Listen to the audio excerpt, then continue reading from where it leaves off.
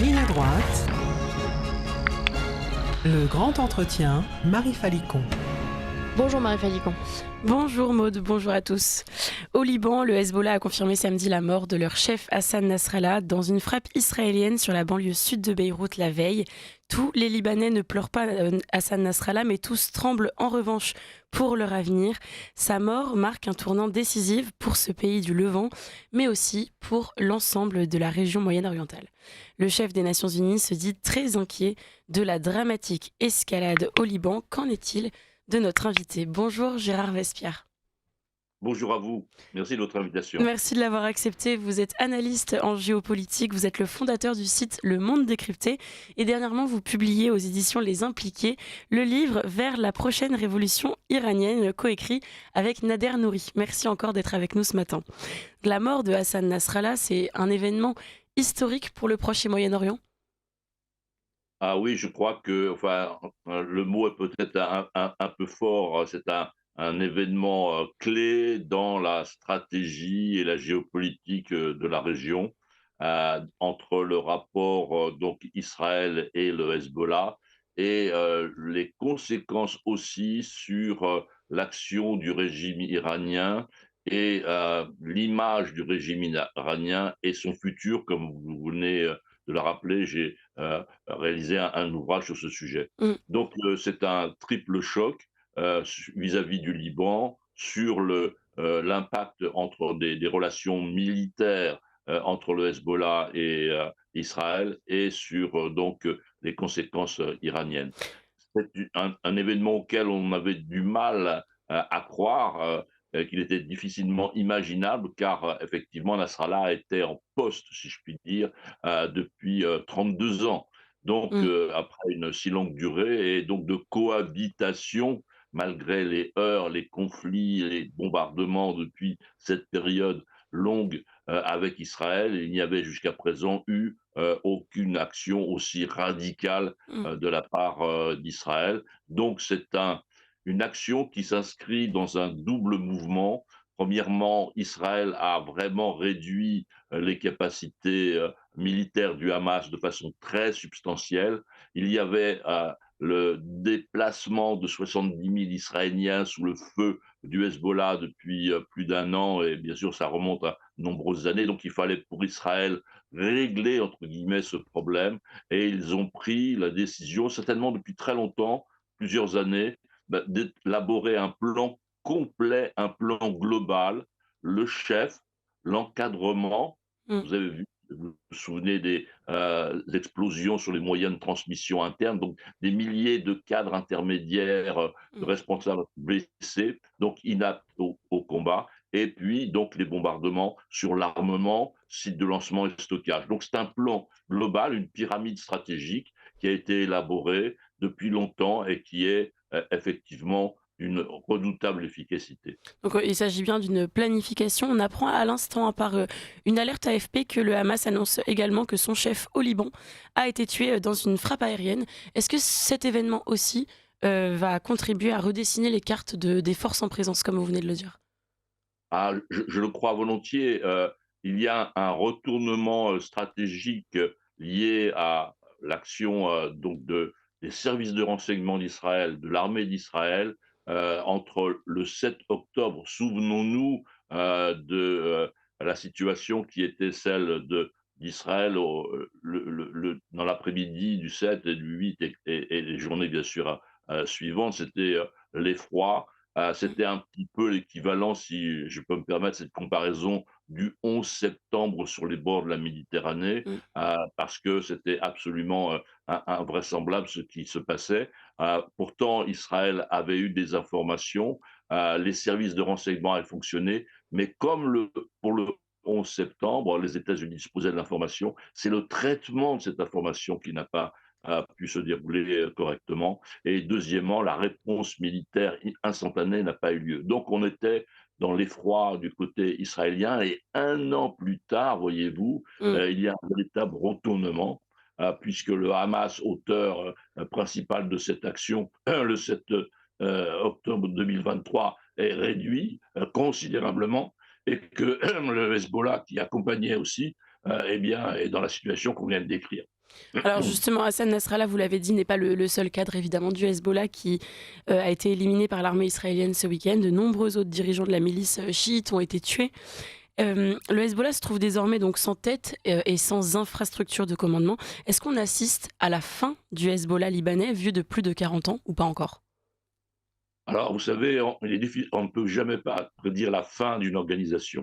Est-ce qu'on a vu la fin d'Al-Qaïda? Non. Mmh. Voyez-vous, ils disent toujours des cellules Al-Qaïda dans la péninsule arabique. Est-ce qu'on a vu la fin de Daesh? Non, ouais. Pas vraiment. Il y a effectivement Daesh maintenant, l'État islamique au Khorasan, dans les montagnes afghanes et au Tadjikistan. Donc il y a toujours une persistance de l'existence de ces mouvements. Mais par contre, leur capacité d'action, dans le cas du Hezbollah, va être considérablement réduite d'un point de vue militaire, et cela rebat les cartes à l'intérieur de la situation politique libanaise, qui était effectivement gelée par le poids et les décisions du Hezbollah. Pratiquement jour pour jour, il y a Mmh. 2 ans maintenant qu'il n'y a pas de président de la République libanaise parce que le Hezbollah bloque le système. Espérons que cette redistribution des cartes du pouvoir militaire et politique à l'intérieur du Liban va permettre dans un premier temps de débloquer cela et d'amener le Liban donc sur un chemin du retour à une vie économique, politique normale, J'allais entre justement guillemets. vous demander, alors comment pourrait s'accompagner un tel processus, puisque face à la fragilisation du Hezbollah, il y a une opportunité, vous venez de le dire, hein, pour le Liban, que les Libanais, mais aussi la communauté internationale peut-être, se saisissent de cette opportunité pour rétablir une certaine démocratie politique. La carte à jouer est vraiment la remise en place des structures fonctionnelles de l'État libanais, donc avec l'élection au second degré, puisqu'elle n'est pas au suffrage direct du président libanais, Mmh. et donc à partir de cela, eh bien, de pouvoir rétablir la fonctionnalité de l'État, et la communauté internationale que vous venez de mentionner, aura certainement à cœur d'apporter sa contribution financière, parce que le Hezbollah, en dehors de son activité militaire et politique, s'était créé une place effectivement importante et s'était substitué en quelque sorte à l'État libanais pour aider socialement, et c'est en général la stratégie des mouvements djihadistes.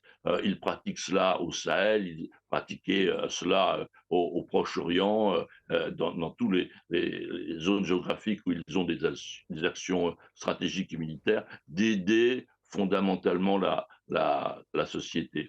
Mmh. Donc d'apporter de l'aide alimentaire, d'apporter de l'aide financière. Donc il faut effectivement que le Hezbollah soit remplacé dans ce rôle au Liban. Mmh.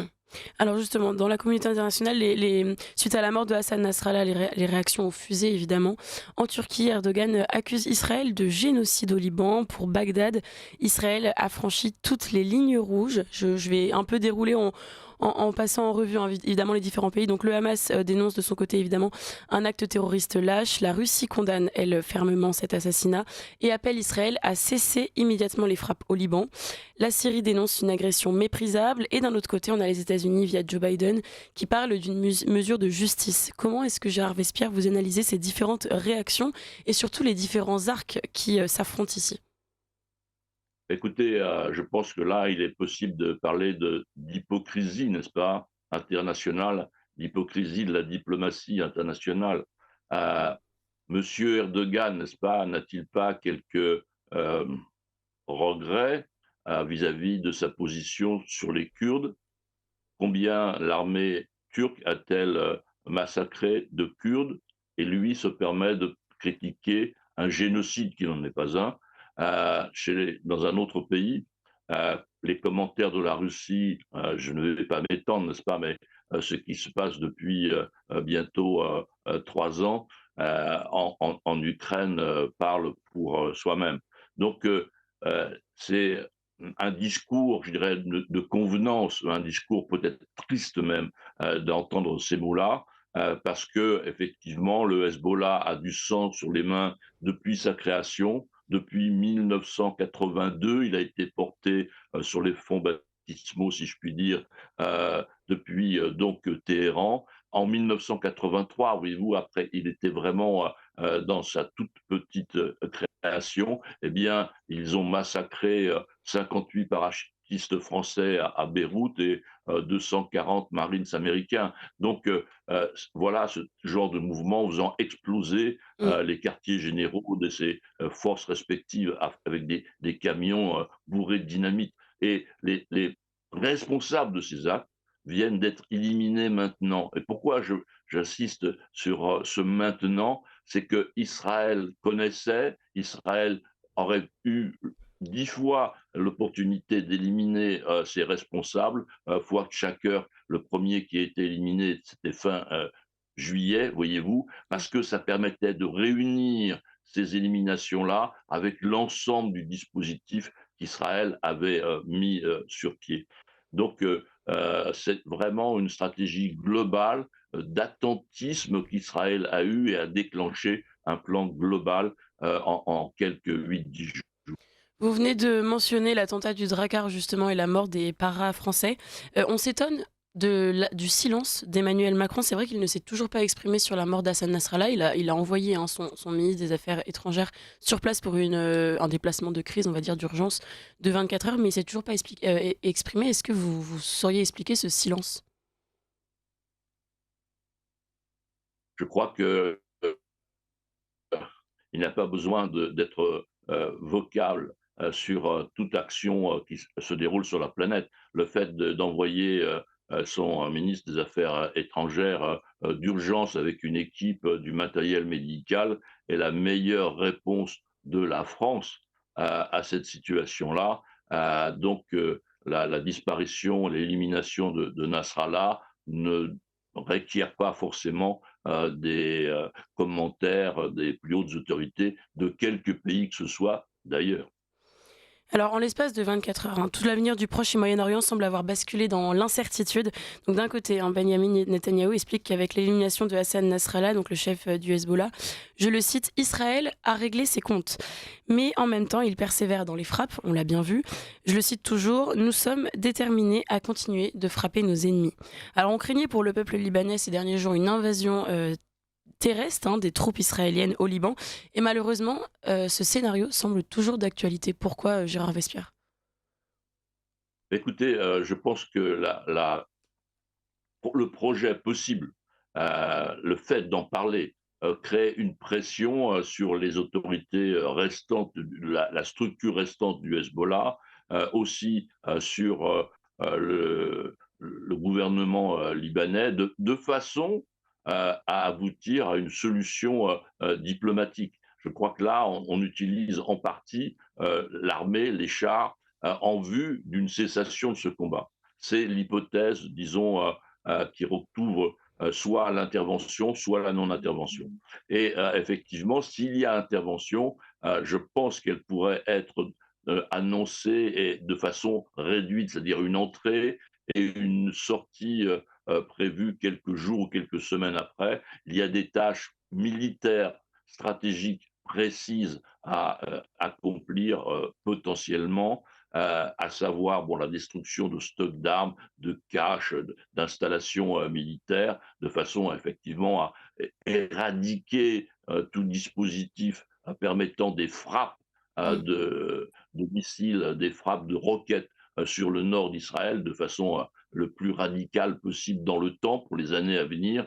Donc, est-ce que cela va être jugé nécessaire, cet mouvement au sol, comme l'on dit, de la part d'Israël? Là, il n'y a que l'armée israélienne qui peut répondre avec des observations satellitaires, des drones, voir ce qu'il reste effectivement en place et le souci aussi de ne pas prolonger Oui. indéfiniment ce conflit, car Israël a besoin de revenir à une situation économique normale, Ça, c'est important. Oui, pour le Liban, les conséquences ne seraient pas, donc si, importantes, disons, dans l'arrivée des troupes terrestres israéliennes. Vous disiez que ce serait ciblé, que ce serait peut-être, pour un temps, précis, mais pas évidemment une annexion et ça les fragiliserait pas, sur un temps long. Non, voilà, s'il y avait eu des volontés d'annexion d'ailleurs, bon, dans les années 80, on tournait aux 70 autour de cela et donc ça a été totalement abandonné. Donc en 2006, l'armée israélienne est rentrée Oui. 30 jours et est ressortie. Bon, d'ailleurs,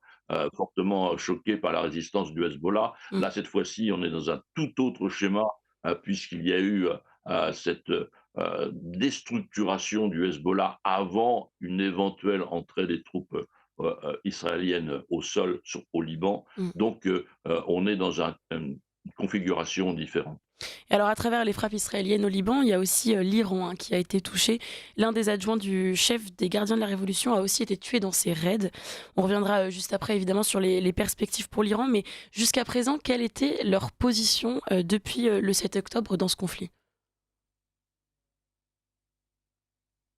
Alors, écoutez, la position, c'est que Téhéran est l'architecte de ce conflit. Et ce n'est pas un point de vue personnel, ce n'est pas une analyse personnelle, c'est ce qu'a déclaré un des plus proches conseillers du guide suprême iranien quelques jours après le début des opérations, donc à partir du 7 octobre. Je crois que le 9 ou 10 octobre, Velayati, qui n'est pas n'importe qui, parce qu'il a été 15 ans ministre des Affaires étrangères à l'intérieur donc du gouvernement de la République islamique d'Iran, a dit que effectivement les gardiens de la révolution avaient été les architectes de cette opération-là. Il l'a dit à demi-mot, en faisant référence à l'élimination il y a 4 ans du général iranien par les États-Unis, du Mmh, général Soleimani. mmh. Il a dit donc au début octobre l'année dernière, si vous croyez qu'avec l'élimination d'un général, vous avez éliminé aussi les capacités des gardiens de la révolution, écoutez, ce qui se passe depuis 3 jours vous démontre le contraire. Donc, depuis 40 ans, 50 ans, la République islamique d'Iran a décrété que Israël était l'ennemi de l'islam. C'est Mmh. Khomeini lui-même qui a rédigé ces textes-là. La réalisation, la mise sur pied de la force Quds, donc des brigades internationales des gardiens de la Révolution. Le nom de Quds, n'est-ce pas, c'est le lieu, c'est-à-dire on parle de Jérusalem, Mmh. mais le mot étant sacré, on ne le prononce pas. Donc voilà, donne l'architecture globale idéologique et militaire. Donc Téhéran a créé cette opération pour contrer le développement du plan donc des accords d'Abraham qui apportait la paix et donc un établissement de relations normales et donc mettait Téhéran dans cette vision de conflit vis-à-vis d'Israël complètement en dehors du jeu. Donc il fallait arrêter les accords d'Abraham et il a été créé ce plan car ce sont les gardiens de la révolution qui ont imaginé une intervention terre air avec des soldats donc des soldats des terroristes du Hamas qui sont arrivés en ULM, n'est-ce pas? Donc il y avait vraiment une conception extraordinairement militaire, des commandos aussi venant de la mer, donc une opération air-terre-mer Mmh. qui ne pouvait pas être créée par le Hamas.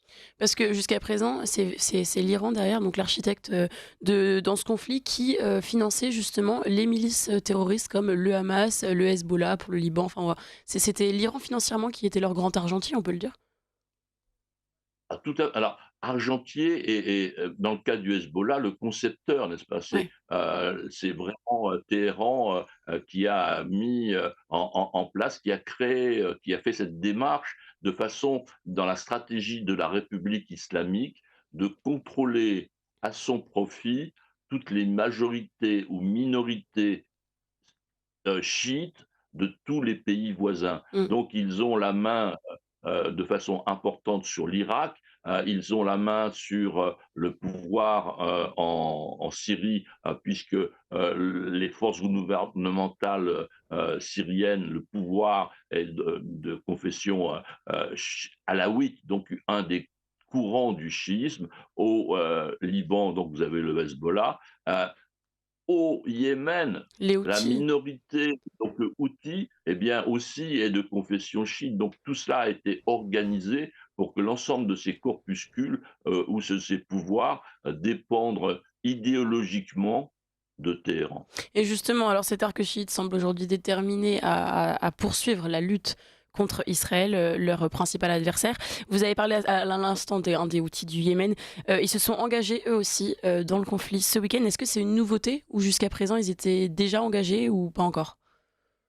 Ils étaient engagés depuis le mois de novembre, n'est-ce pas? Donc, ça fait pratiquement un an qu'ils avaient lancé des missiles sur les bâtiments croisant au large d'Aden et dans la mer Rouge. Donc, ils sont. Faut savoir, savoir que le nom Houthi, c'est le nom d'une famille. Et donc, dans les années 80, le pouvoir de Téhéran a invité cette famille à vivre en Iran, Ah oui. pas n'importe où, dans la ville sacrée, la ville hautement religieuse de Qom.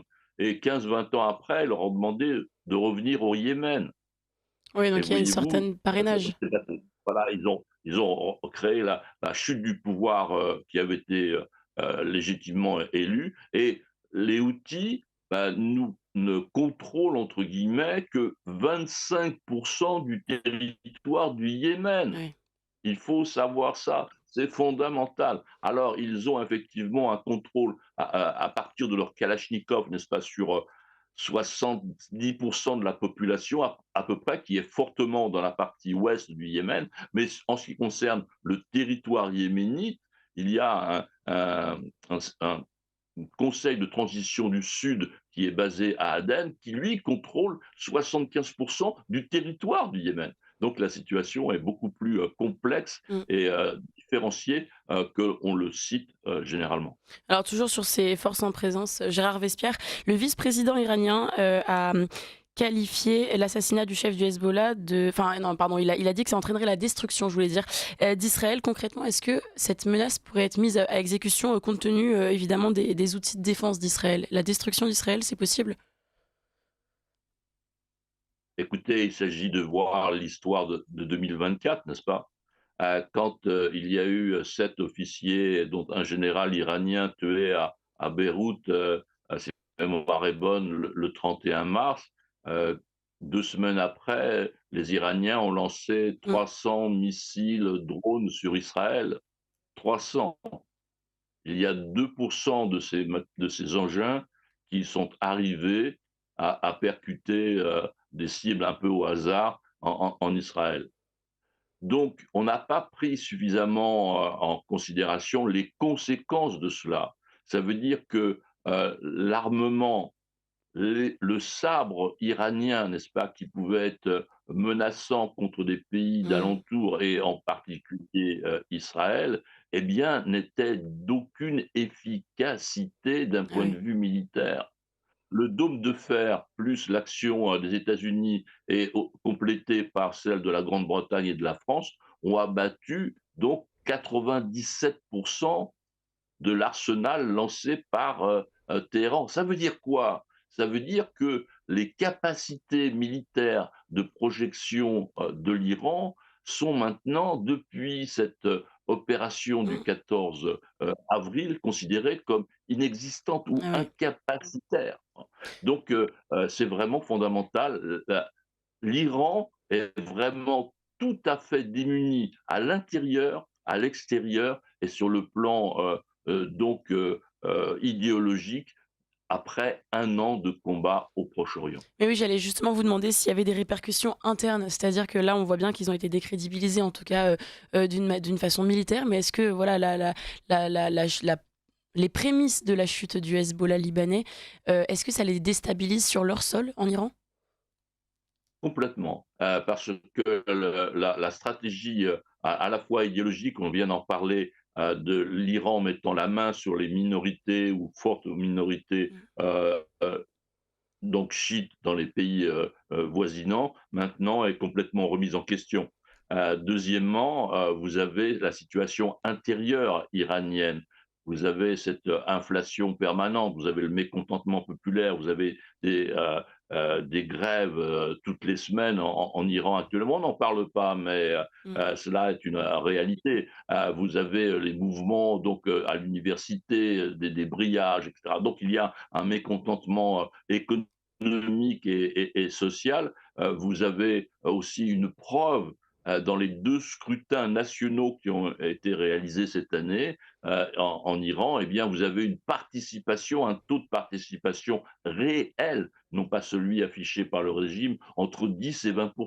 Donc il y a un divorce, affiché de la population iranienne vis-à-vis du régime qui est actuellement en place.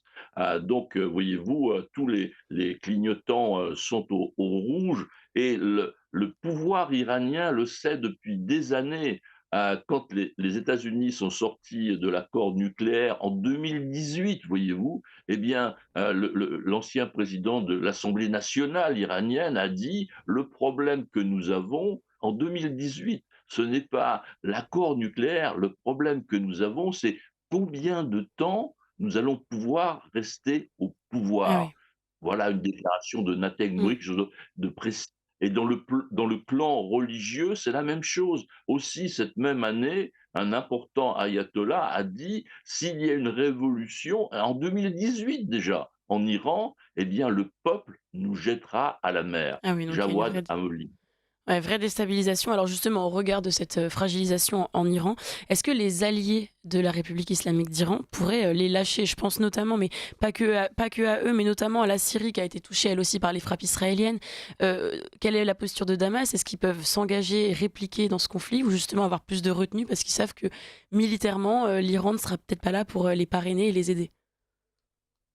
Je pense que la Syrie n'est pas la bonne référence. Le pouvoir syrien est à terre, n'est-ce pas? Le pouvoir syrien, contrôle à peine la moitié de son territoire. Mmh, Le pouvoir syrien a l'armée, turque, chez lui. Le pouvoir syrien a l'armée russe chez lui. mmh, Le pouvoir syrien a 6 microbases américaines ouais. en Syrie. Il y a à peu près 1000 membres des forces spéciales américaines. Donc et il ne représente vis-à-vis d'une nation, politique ou, même militaire, c'est même impensable, pratiquement rien, Mmh, pour Téhéran.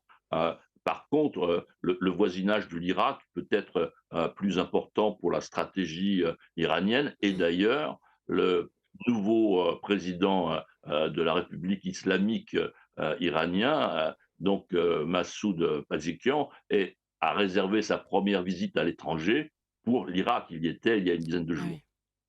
Et est-ce que les autres pays arabes, par exemple les pétromonarchies, comment elles se situent dans ce conflit en quelques mots? Parce qu'on arrive peut-être à la fin de cette émission, mais elles ont plus de retenue là-dedans? Écoutez, la situation est avant tout sur une architecture, politico-religieuse.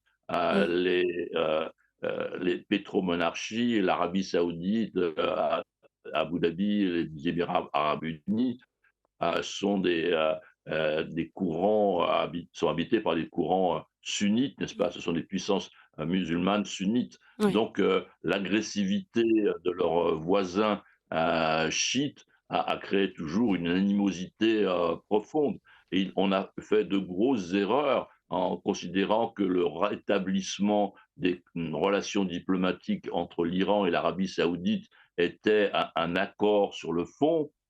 Pas du tout. C'était simplement une capacité à pouvoir, parler officiellement. Mais ça veut pas il faut pas confondre le tuyau et ce qui circule dans le tuyau. Donc oui. il y a toujours eu des désaccords profonds entre l'Iran et l'Arabie saoudite. Bah, merci pour toutes, ces explications, Gérard Vespierre. Grâce à vous, on a réussi à y voir plus clair sur cette situation assez chaotique, hein, au Proche et Moyen-Orient. Il faudra Je revenir suis évidemment ravi. en parler parce que je crains que l'escalade pardon, continue, hein, au Levant. Merci Gérard Vespierre, vous êtes analyste en géopolitique, vous êtes fondateur du site Le Monde décrypté. J'invite nos auditeurs à s'y rendre pour, creuser justement sur ce sujet et à se procurer votre dernier ouvrage aux éditions Les Impliqués, Vers la prochaine révolution iranienne, justement sur toutes ces fragilisations internes dans la République islamique d'Iran. Merci encore et à très bientôt. Ah, beh, écoutez, j'accepte le présage. Au revoir. Au revoir.